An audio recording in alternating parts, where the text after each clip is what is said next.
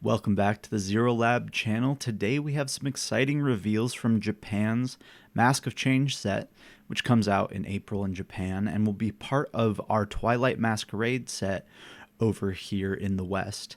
And one of the things that we will see is some of the Loyal 3 from the Kitakami DLC of Pokemon Scarlet and Violet, as well as Ogerpon and a few cool new trainers as well from the set.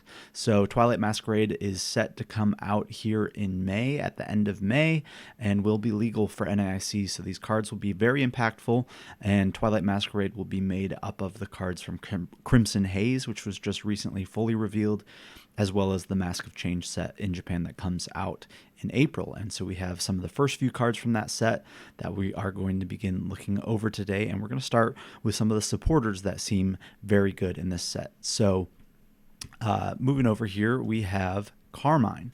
So Carmine is a supporter that says if you go first, you may play this card during your first turn, discard your hand, and draw 5 cards. So one of the big changes starting in the Sword and Shield era, coming over from the Sun and Moon era, was that you could no longer play a supporter on your first turn going first. And Carmine not only says that you can play it going first, but it is essentially a little bit weaker of a Professor's Research. Instead of discard your hand, draw 7, it's discard your hand, draw 5. So this, I think, is going to be a very good card, because not only can you play it on your first turn going first, you can play it in subsequent turns. So something like Squawkabilly EX, which says if it's your first turn, you may use this ability, discard your hand, draw 6 cards. That's a little limiting because you can only use it on your first turn. But Carmine can be used not only on your first turn going first, but it can also be used later in the game to continue to be a draw supporter. I would rate this card at least a 4 out of 5. I think it'll be very good for certain decks, especially turbo decks that want to get set up. I could see this being played in things like Lugia that wants to get Archeops in the discard pile very quickly, although you might be a little bit worried about how many special energies you discard in the process there for Lugia.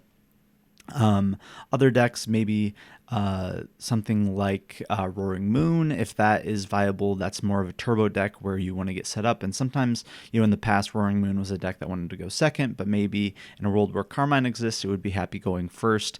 You get to use Carmine and Squawkabilly and just get, draw a ton of cards on that first turn of the game and get very set up with the Roaring Moon. So I think this will be a very interesting supporter to have in Standard. It will help decks get set up even more. We have Buddy Poffin, which is helping decks get set up. We have Squawkabilly. I think this is a very good card. And a lot of the decks in the current Standard format and going forward have a built-in draw engine. So you're not as worried about the fact that you're only discarding your hand and drawing 5 cards versus drawing 7 with Professor's Research, because a lot of decks have things like Barrel, like Pidgeot EX to help them draw a couple more cards on their turn.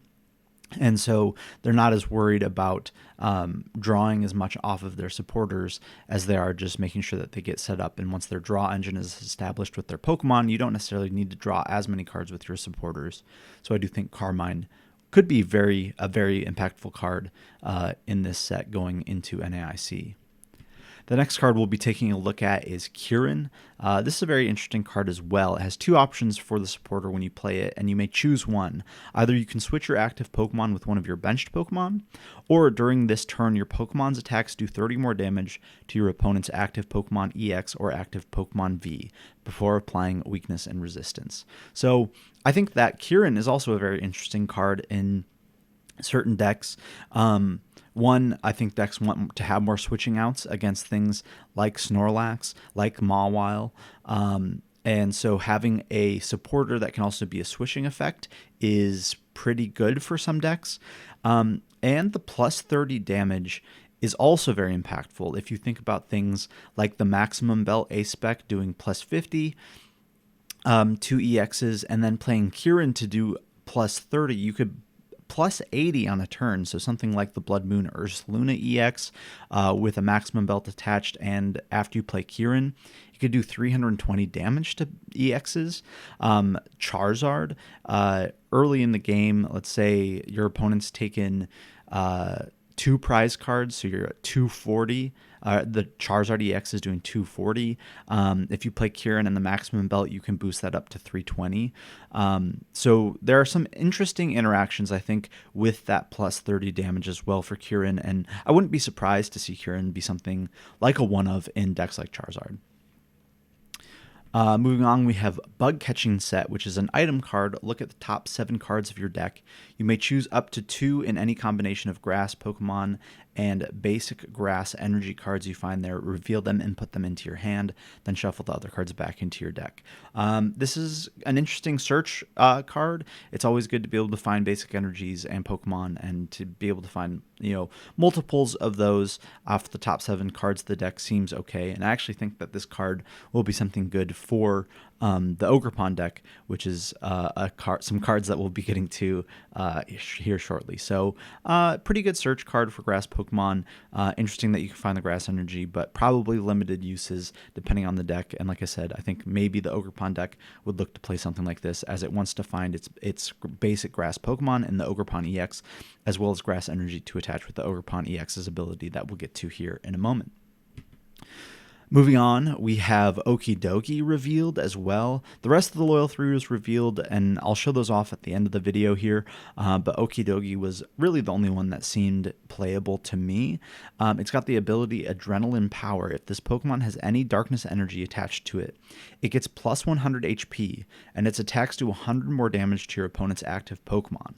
And then for Fighting, Oki Punch does 70 damage. So essentially for Fighting Dark, Okidogi can do 170 damage and is a basic one-prize attacker that has 230 HP if a darkness energy is attached. Now, it's also a fighting type, so it's doing 170 damage, which is one-shotting basically any lightning type EXs and Vs, and any normal type EXs and Vs. So things that come to mind: Arceus V-Star, Blood Moon Ursaluna EX, Miraidon EX, Iron Hands EX, that sort of stuff. Okidogi is one-shotting, and with how much HP it has as well, it's difficult for your opponents to take the return KO.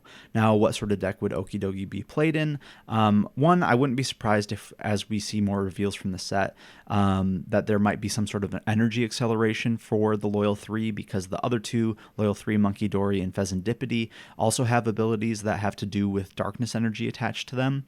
And so maybe that there will be some sort of energy acceleration to get darkness energy on these Pokemon specifically. But other ways to power up Okidogi would be the Lost Zone engine. You could use Mirage Gates to power up Okidogi, and Lost Zone wants to find ways to one-shot Iron Hands, to one-shot Arceus, to one-shot Blood Moon Ursaluna EX, and Okidogi could be an interesting way to do that while having pretty good damage output on a very tanky one-prize Pokemon.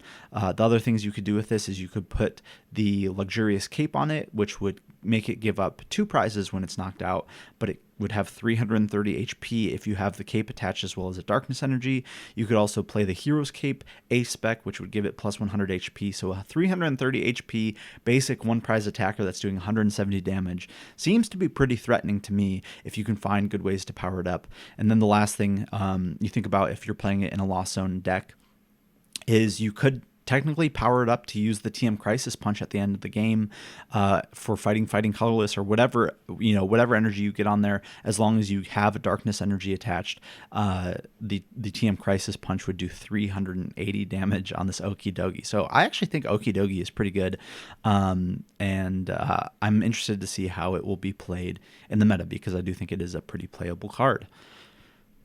Moving on now to Ogerpon, we have 4 Ogerpon EXs revealed. They all have different names, so you can play 4 of each of these in a deck. So you could play 16 Ogerpon EXs in a deck. But we have the Teal Mask Ogerpon EX, which is a grass type with 210 HP, 1 retreat cost, and the ability Teal Dance. Once during your turn, you may attach a basic grass energy card from your hand to this Pokemon. If you attach energy to a Pokemon in this way, draw a card. So it's energy acceleration plus draw power, which is always good in an ability. And we talked about the Bug Catching set earlier, which finds basic grass Pokemon and basic grass energy from the top 7 cards of your deck. So you could find your Teal Mask Ogerpon EX and an energy and immediately use that Teal Dance ability. So that's pretty cool. And then Myriad Leaf Shower for 3 grass energies, does 30 plus 30 more damage for each energy attached to both active Pokemon. So if you have 3 grass energy on Ogerpon EX, you are doing 120 damage. Just if your opponent's active Pokemon doesn't have any energy attached. But if you're facing up against like a Charizard EX, for example, that would have 2 energies on it, you would be hitting for 180 damage, which would be enough to one-shot a Charizard EX. Because of the grass weakness. So I do think that this is an interesting card, and as we continue, we'll see that these other Ogerpons interact really interestingly with the rest of the deck. The Cornerstone Mask Ogerpon EX is a fighting type with 210 HP and 1 retreat cost, and it has the ability Cornerstone Stance. Prevent all damage from attacks done to this Pokemon by your opponent's Pokemon that have an ability. That ability is very strong. The current way that decks like Chien-Pao, Charizard, Goldango are built, they almost immediately lose to this card being in play. They already don't want to see things like Alolan Vulpix V-Star, but at least with Alolan Vulpix V-Star, you can gust up the V before it evolves, you can gust up the V-Star before it attacks, you can try to switch the V-Star out of the active position to reset the effect on the Alolan Vulpix V-Star's attack, and then bring it back up and attack into it. So there are certain things you can do against Alolan Vulpix V-Star because preventing damage from abilities on the Alolan Vulpix V-Star is reliant on the attack, but this ability on the Cornerstone Mask Ogerpon EX is always active, so that seems very strong. And then it has the Demolish attack for fighting colorless. It does 140 damage, and it is a shred attack. So this attack's damage isn't affected by weakness or resistance or by any effects on your opponent's active Pokemon. The question would be, how do we power up all these attackers in the same deck? And the answer is we'll be getting to that in a moment here. But we have the Wellspring Mask Ogerpon EX as well, a water type for 210 HP and 1 retreat cost. And the first attack for a colorless energy, Sob, does 20 damage, and during your opponent's next turn, the defending Pokemon can't retreat. So we've seen that sort of attack be very effective on things like Mawile, trapping things in the active spot. So that is a very interesting tool that this deck has at its disposal to just trap Pokemon active that your opponent can't attack with, and if they don't play enough switching cards, it could be stuck there for the rest of the game or until it's knocked out by the 20 damage from the Sob attack. And then it has Torrential Pump as well, 1 water energy and 2 colorless energies, does 100 damage to the active, and you may shuffle 3 energy attached to this Pokemon into your deck. If you do, this attack also does 120 damage to one of your opponent's benched Pokemon. And that 120 damage is very relevant because it can knock out a benched Bibarel, which is a very strong draw engine in this format and in the formats going forward. So that Torrential Pump does seem like a pretty good attack. It's always good to have a sniping attack in your deck. And then last but not least, we have the Hearthflame Mask Ogerpon EX for Fire, colorless. Wrathful Hearth does 20 damage for each damage counter on this Pokemon, so sort of a revenge style attack. And then it has for 3 fire, Dynamic Blaze, 140. And if your opponent's active Pokemon is an evolution Pokemon, this attack does 140 more damage. And you discard all energy from this Pokemon. So a pretty strong attack, but might be difficult to power up depending on what sort of support is printed for this Ogerpon deck.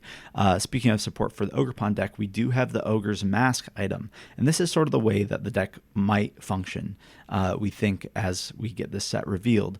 The Ogre's Mask says choose a Pokemon EX in your discard pile that has Ogerpon in its name and switch it with one of your Pokemon EX in play that has Ogerpon in its name. Any attached cards, damage counters, special conditions, turns in play, and any other effects remain on the new Pokemon. And this is an item card, so it doesn't use your supporter for turn, although it is a Thornton type effect. And so if we look back at the Ogerpons, you could use the Teal Mask Ogerpon EX to attach grass energies and fulfill the colorless attack costs in the other 3 Ogerpons, and then attach the colored energy of whatever type of Ogerpon you want to use. So let's say, for example, you power up Ogerpon EX, Teal Mask Ogerpon EX by attaching grass energy with its ability. and then you attach for turn, and then on the following turn you attach a fighting energy to it and play the Ogre's Mask and turn it into the Cornerstone Mask Ogerpon EX. Now that Cornerstone Mask Ogerpon EX is powered up, and it has its great damage preventing ability and that demolish attack, and so you can kind of switch between all these different Ogerpons using that Ogre's Mask item card, and all the while using that Teal Mask Ogerpon EX to power up your next attacker and to draw cards. So that could be a pretty interesting way to play the deck. And there's, because all of these Pokemon have 3 energy in the attack cost, maybe there will be some sort of A-spec energy card printed to help them get powered up even more, or just some other form of support that we don't know about yet from the set. I could see that being the case. So that is the Ogerpons and the Ogre's Mask. And then a few other cards were revealed: the Teal Mask Ogerpon, Single Prize, a Sinistcha, the Monkey Dory, and the Pheasantipede. None of these cards seem super playable to me. The Monkey Dory can move damage counters around on your opponent's board if it has a Darkness Energy attached, and the Pheasantipede, if it has a Darkness Energy attached, when it is attacked by your opponent's Pokemon, you flip a coin, and if heads, you avoid all of that damage, which is an interesting ability, but I don't think super competitively viable. So those are all the current cards revealed from the Mask of Change set that will be coming out in Japan in April and will be part of our Twilight Masquerade set going into May. And some of these cards look very good. Specifically, the supporter cards seem very strong, and the Ogerpon deck is very interesting. And I personally am very excited about the Okidogi. I think that is a very strong one prize basic attacker. So thanks for tuning into this video. Hope this was helpful. Let us know down in the comment section what you think about these new cards and what decks you are excited to play in the Twilight Masquerade format. Until then, we will see you next time.